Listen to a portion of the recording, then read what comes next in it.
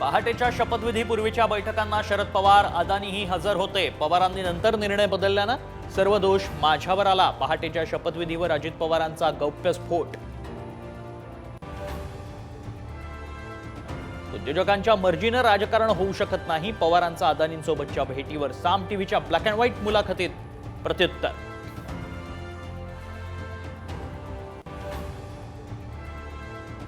पालघरमध्ये मुख्यमंत्री शिंदेंच्या बॅगांची तपासणी. माझ्या बॅगेत युरिन पॉट नाही, केवळ कपडे. ठाकरेंना टोला. तर पटोले आणि खरगेंच्याही बॅगा तपासल्या. निवडणुका संपण्याची वाट पाहतीये, त्यानंतर देवेंद्र फडणवीसांवर केस करणार. सिंचन घोटाळ्याच्या फाईलवरून थेट इशारा. तर सुप्रिया सुळेंना प्रशासनातलं कळत नाही, फडणवीसांचं उत्तर. शेअर बाजारातही मोठी पडझड. सेन्सेक्समध्ये 984 अंकांची घसरण. निफ्टी ही 4.5 महिन्यातील नीचांकी पातळीवर. गुंतवणूकदारांचे तब्बल 8 लाख कोटींचं नुकसान.